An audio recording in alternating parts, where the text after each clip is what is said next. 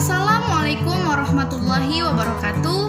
Perkenalkan, nama saya Fadilah Hajarwati Abbas dengan NIM 1514-2101 dari kelas 3D jurusan Pendidikan Guru Sekolah Dasar Fakultas Ilmu Pendidikan Universitas Negeri Gorontalo.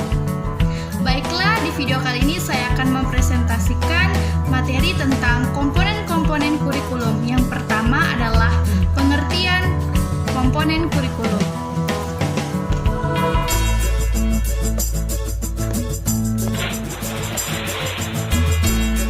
Pengertian komponen kurikulum. Komponen adalah bagian yang integral dan fungsional yang tidak terpisahkan dari suatu sistem kurikulum karena komponen itu sendiri mempunyai peranan dalam pembentukan sistem kurikulum.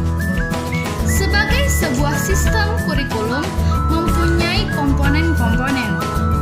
Kurikulum sebagai suatu sistem memiliki komponen yang saling berkaitan antara satu dengan yang lainnya, yakni tujuan, materi, metode, media, dan evaluasi. Komponen-komponen tersebut baik secara sendiri maupun bersama menjadi dasar utama dalam upaya mengembangkan sistem pembelajaran. Ada beberapa pendapat yang menegaskan mengenai komponen kurikulum. Yang kedua adalah komponen-komponen kurikulum. Yang pertama adalah komponen tujuan. Komponen tujuan adalah komponen kurikulum yang menjadi target atau sasaran yang mesti dicapai dari melaksanakan suatu kurikulum. Yang kedua adalah komponen isi atau materi. Komponen materi adalah komponen yang didesain untuk mencapai komponen tujuan. Yang ketiga adalah komponen metode. Strategi dan metode merupakan komponen ketiga dalam pengembangan kurikulum. Komponen ini merupakan komponen yang memiliki peran sangat penting sebab berhubungan dengan implementasi kurikulum. Strategi merujuk pada pendekatan dan metode serta peralatan mengajar yang digunakan dalam pengajaran. Yang keempat adalah komponen evaluasi. Komponen evaluasi adalah komponen kurikulum yang dapat diperbandingkan seperti halnya penjaga gawang dalam permainan sepak bola. Memfungsikan evaluasi berarti melakukan seleksi terhadap siapa yang berhak untuk diluluskan dan siapa yang belum berhak diluluskan. Karena itu, siswa yang dapat mencapai targetlah yang berhak untuk diluluskan, sedangkan siswa yang tidak mencapai target tidak berhak untuk diluluskan. Yang ketiga adalah komponen kurikulum dalam perspektif pendidikan. Ralph W. Tiller dalam Muhammad Joko Susilo mengajukan 4 pertanyaan pokok yang mendasari ditemukannya komponen kurikulum, yakni yang pertama adalah tujuan apa yang harus dicapai sekolah. Yang kedua, bagaimana memilih bahan pelajaran guna mencapai tujuan itu. Yang ketiga, bagaimanakah bahan disajikan agar efektif diajarkan. Dan yang keempat, bagaimana efektivitas belajar dapat dinilai.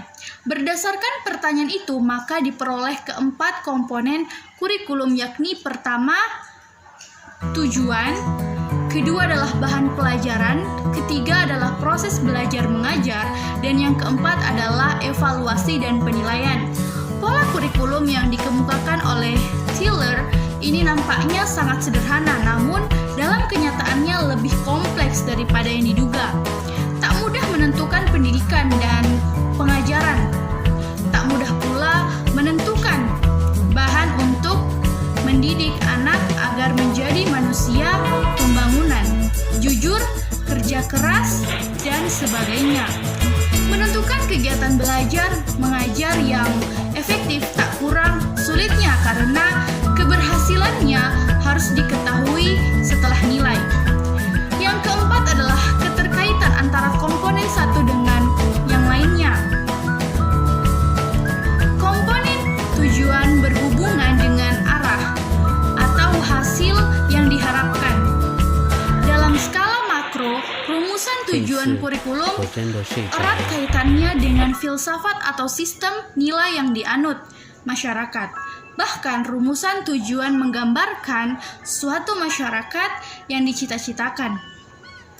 Isi kurikulum merupakan komponen yang berhubungan dengan pengalaman belajar yang harus dimiliki siswa. Isi kurikulum yang itu menyangkut semua aspek, baik yang berhubungan dengan pengetahuan atau materi pelajaran yang biasanya tergambarkan pada isi setiap mata pelajaran yang diberikan, maupun aktivitas dan kegiatan siswa, baik materi maupun aktivitas itu. Seluruhnya diarahkan untuk mencapai tujuan yang ditentukan. Strategi berkaitan dengan upaya yang harus dilakukan dalam rangka pencapaian tujuan. Strategi yang ditetapkan dapat berupa strategi yang menempatkan siswa sebagai pusat dari setiap kegiatan ataupun sebaliknya. Strategi yang berpusat kepada siswa biasa dinamakan teacher-centered.